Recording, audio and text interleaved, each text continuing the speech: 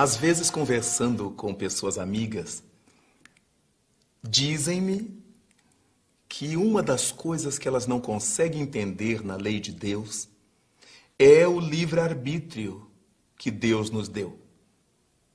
Porque se Deus não nos houvesse dado o livre-arbítrio, nós não erraríamos. Nós faríamos tudo certinho. E óbvio que podemos pensar que se Deus não nos houvesse dado o livre-arbítrio, não seríamos nós que agiríamos. Seria Deus agindo sobre nós. Não seríamos esses indivíduos independentes que somos. Estaríamos no estágio ainda dos irracionais. Na vida dos irracionais, não existe esse nível de livre-arbítrio como encontramos entre os humanos. Os animais têm livre-arbítrio, sim, mas dentro de uma esfera bastante limitada, que é a esfera dos seus instintos. O animal pode decidir se ele quer comer ou se ele não quer comer. Muitas vezes colocamos alimento para ele e ele cheira e vai embora. Ele não quer.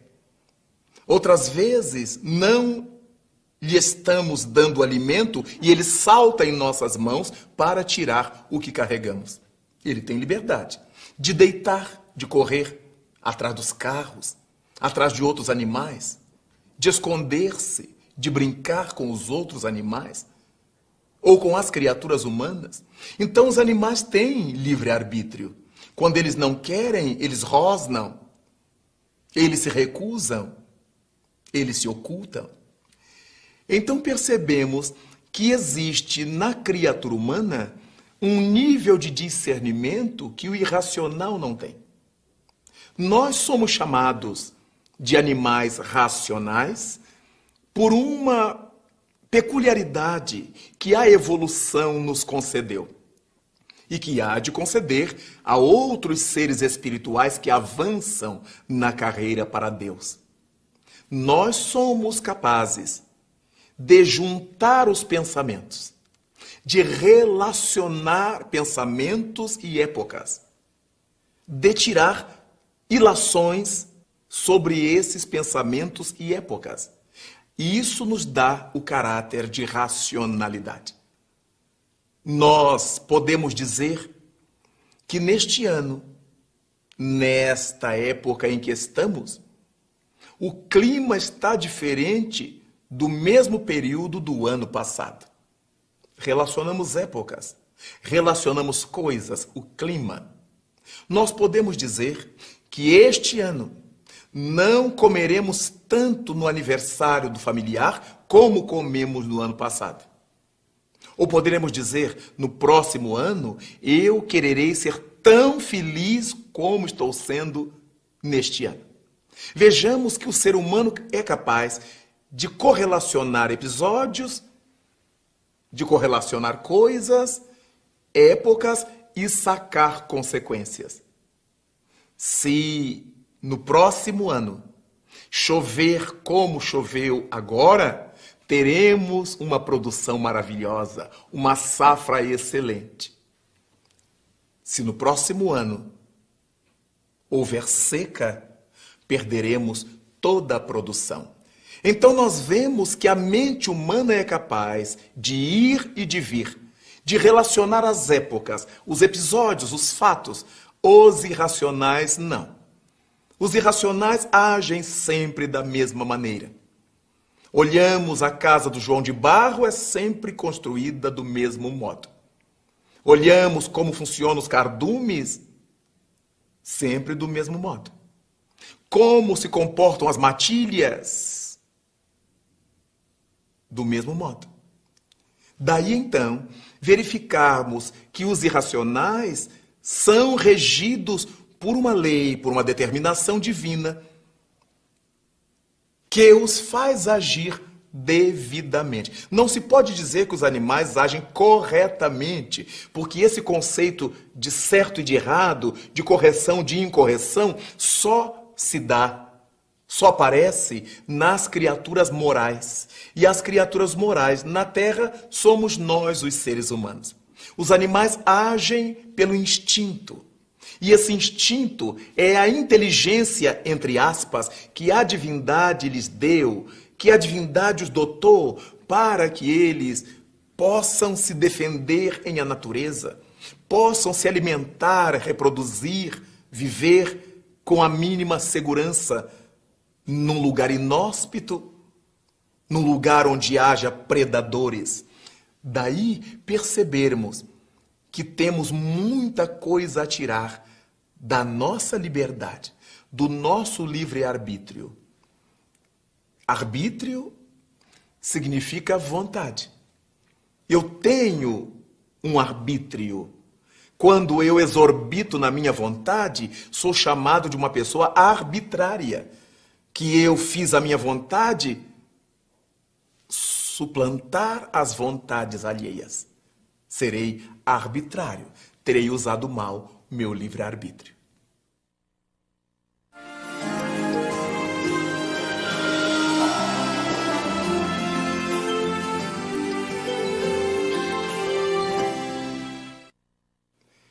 Enquanto verificamos o uso da nossa vontade para que não sejamos pessoas arbitrárias, pessoas que impõem a sua vontade aos outros, nos damos conta de que o outro aspecto da expressão a liberdade tem duas conotações.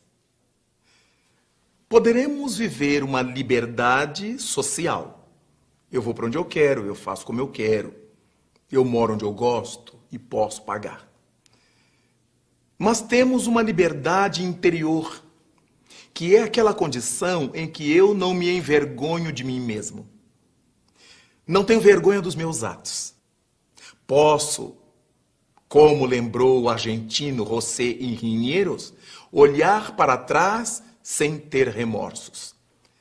E este é um estágio de liberdade que deve ser buscado por nós. Muitas vezes nós blasonamos essa liberdade de que usufruímos, mas somos realmente escravizados aos nossos vícios, às nossas manias, às nossas incapacidades.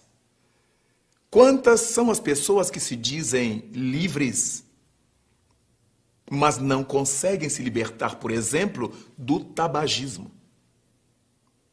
E por que não conseguem se libertar? De 100 milímetros quinçais, elas não são livres. São escravas do tabaco, escravas do seu vício. E, como consequência, os problemas de toda ordem, que a nicotina, que o alcatrão e mais centenas de subprodutos do tabaco são capazes de produzir. Até chegarmos ao enfisema pulmonar, aos cânceres e outras coisas. Há outros que afirmam ser livres, mas não conseguem se libertar do alcoolismo. O etilismo faz com que sejam pessoas vira-folhas. Quando estão sóbrias, agem de um jeito. Quando ingerem alcoólicos, ficam transtornadas. Elas são livres socialmente para beber, mas são escravas da bebida de que se utilizam. Há outros que afirmam ser livres para viver o sexo e o querem cada vez mais liberadamente, mas são incapazes de assumir as responsabilidades decorrentes do uso da sexualidade. Se a companheira, por exemplo, no caso do homem, engravidar, a providência mais fácil será abortar. Muitas vezes a mulher que se afirma livre, na mesma contingência da sexualidade, se vir grávida, a grande providência será a abortar. É óbvio que há exceções, e exceções notáveis e felizes. Indivíduos que assumem as consequências dos seus atos. Mas muitas vezes complicaram a vida. Criaram situações desnecessariamente negativas, complicadoras mesmo para seus passos no mundo. Não foi à toa que Jesus Cristo estabeleceu: conhecereis a verdade e a verdade vos libertará. Todas as vezes que estivermos lidando com uma verdade, qualquer que ela seja, essa verdade tem que ter o poder, o condão de nos libertar de nossas limitações, de nossas dificuldades, de nossas asperezas, de nossos vícios, de todas as danações que nos desregulam a alma. Senão, nós não poderemos dizer que isso seja verdade, ou se for verdade, não conseguimos com ela encontrar a propalada liberdade. O apóstolo Paulo afirma que onde estiver o Espírito do Senhor, aí estará a liberdade. Onde estiver o Espírito do Senhor. O Espírito do Senhor é essa impulsão da alma, é essa inspiração superior que nos leva a agir no bem, a desejar o bem sob qualquer ângulo em que ele esteja sendo considerado.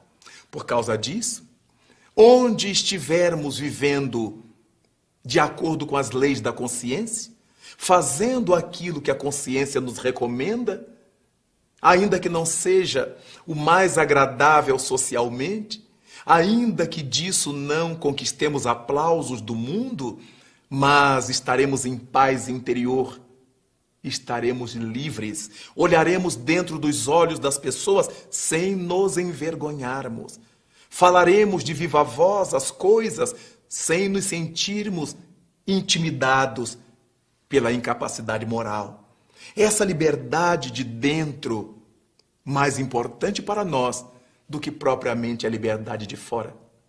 Não esqueçamos de que quando Sócrates, o grande filósofo da Grécia, esteve detido até ser condenado a beber cicuta, um dos seus discípulos lamentava o fato de ele estar preso.